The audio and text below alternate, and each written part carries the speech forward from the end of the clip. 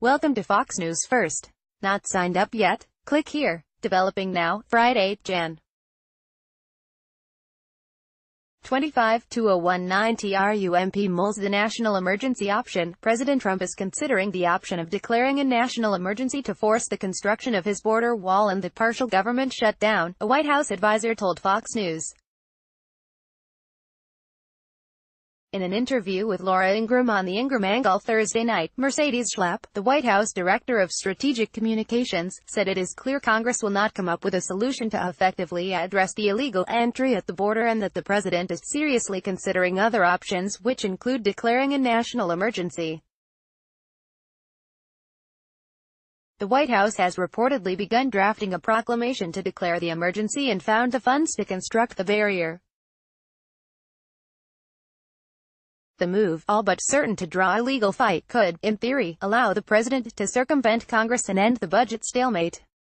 Trump has said he wants $5.7 billion for the project. News of Trump's possible national emergency declaration comes as the Senate on Thursday rejected dueling Democratic and GOP proposals to end the ongoing partial government shutdown.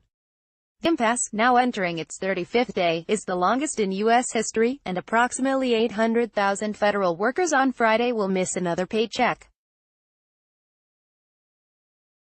After the bills failed in the Senate, White House signaled that a large down payment on border wall funding would be enough to end the shutdown. They even suggested that Trump would request less than $5.7 billion for the wall. But House Speaker Nancy Pelosi, who has rejected any kind of funding for a wall, dismissed the proposal as a non-starter. Pelosi has canceled Friday's session of Congress and sent lawmakers home for a three-day weekend, drawing outrage from House Minority Leader Kevin McCarthy. Still, the pressure on both parties will continue to mount as federal workers continue to go without pay. Click here to get the Fox News at PPTRUMP attempts to clarify Ross remarks. Commerce Secretary Wilbur Ross sparked a firestorm Thursday when he suggested federal workers needing assistance for food during the partial government shutdown should take out a loan. In an interview on CNBC, Ross, one of the richest people in Trump's cabinet, was asked to comment on reports that some of the federal workers currently not receiving paychecks are going to homeless shelters to get food. "Well, I know they are and I don't really quite understand why," he said. The obligations that they would undertake, say borrowing from a bank or a credit union, are in effect federally guaranteed. So the 30 days of pay that some people will be out, there is no real reason why they shouldn't be able to get a loan against it. Ross' comments were immediately criticized as insensitive. Trump attempted to clarify the remarks by telling reporters, "Local people know who they are when they go for groceries and everything else," the president told reporters. "I think what Wilbur was trying to say is that they will work along. I know banks are working along." Trump was alluding to several banks helping customers who are struggling financially as a result of the shutdown. Jarrett, evidence of FBI, DOJ misconduct against Trump is clear. According to testimony in newly confirmed congressional transcripts, the chances of securing a 2016 surveillance warrant for Trump campaign aide Carter Page were only 50-50 without the controversial and discredited anti-Trump dossier. The newly uncovered testimony, Fox News legal analyst Greg Jarrett says, proves that FBI and Justice Department officials abused their power in obtaining warrants and moving forward with an investigation of President Trump, conducted by Special Counsel Robert Mueller. In an op-ed on FoxNews.com, Jarrett writes, "The plain truth is that the spying on Page should never have occurred. Information gathered by the spying was eventually turned over to Mueller, who is investigating allegations that the Trump campaign, or perhaps Trump himself, may have worked with Russia to help Trump win the presidential election." Democrats fret over Venezuela. Venezuela is in political chaos after opposition leader Juan Guaido temporarily assumed presidential powers in a bid to unseat dictator Nicolas Maduro, whose powerful loyalists went on the offensive Thursday in support of the embattled leader. President Trump on Wednesday announced the United States officially recognizes Guaido as the country's interim president, escalating tension with Maduro. Guaido has disappeared from view since being sworn in before tens of thousands of cheering supporters to uphold the constitution and rid Venezuela of Maduro's dictatorship, and his whereabouts remained shrouded in mystery. U.S. Senator Bernie Sanders, a Vermont independent and self-described democratic socialist, acknowledged Thursday that the economy is a disaster in Venezuela, but he cautioned against U.S. involvement in that county's affairs and condemned what he called inappropriate past interventions. Meanwhile, far-left Minnesota Democratic freshman Rep. Ilhan Omar tweeted Thursday, without evidence, that President Trump has personally engaged in efforts to install a far-right opposition that will only incite violence and further destabilize the region, and that a U.S.-backed coup in Venezuela is not a solution to the dire issues they face. The SOUNDBITNO winners and shutdown fight. I don't really care anymore about who's winning, whose fault it is, because if you ask regular people, they don't care whose fault it is, either. It no longer matters which political person's gonna win, because no one's gonna win, honestly. Tyrus, Fox Nation co-host, on Outnumbered, reflecting on the standoff between President Trump and House Speaker Nancy Pelosi over the government shutdown and who will be blamed by the American public. WATCHDODAYS must reads Coca-Cola nixes Super Bowl ad after 11-year run. Comedian Kevin Barnett's cause of death released. Why this iconic Valentine's Day candy won't be on store shelves this year.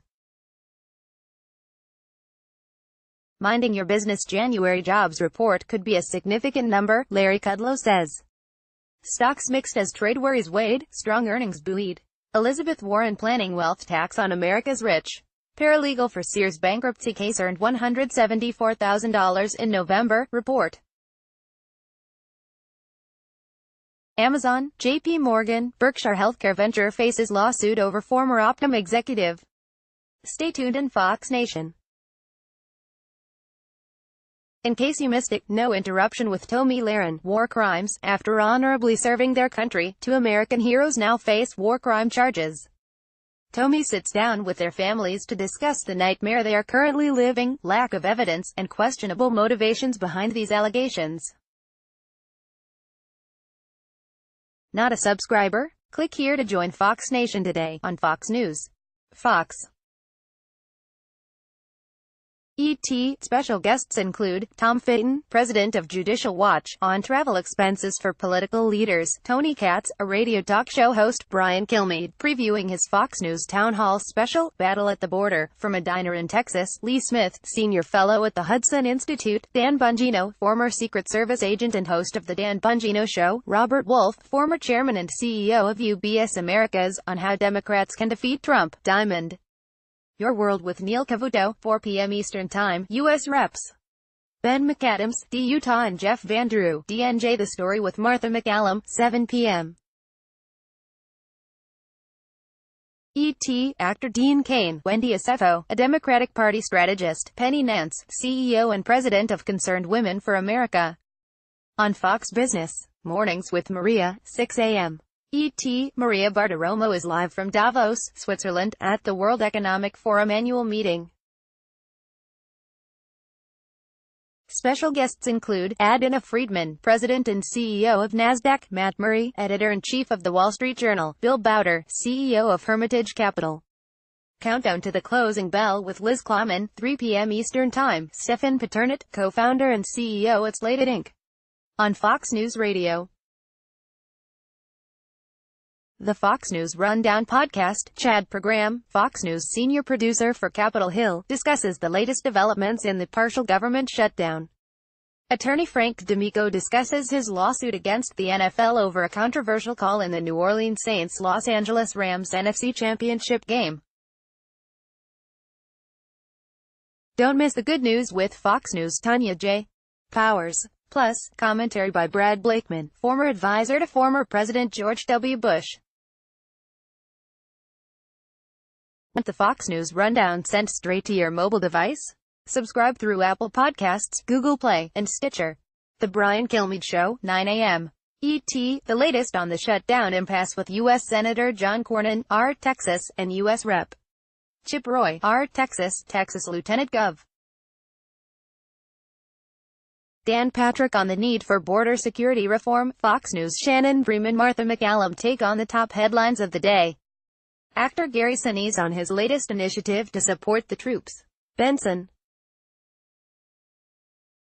Chen, David and Diane Steffi, research fellow at the Hoover Institution and director of domestic policy studies. Jessica Tarlov, Fox News contributor. On Fox News Weekend. Kavuto Live, Saturday, 10 a.m. ET. Ryan Krill, Cape May Brewing Company CEO, on how the partial government shutdown is hurting brewers, U.S.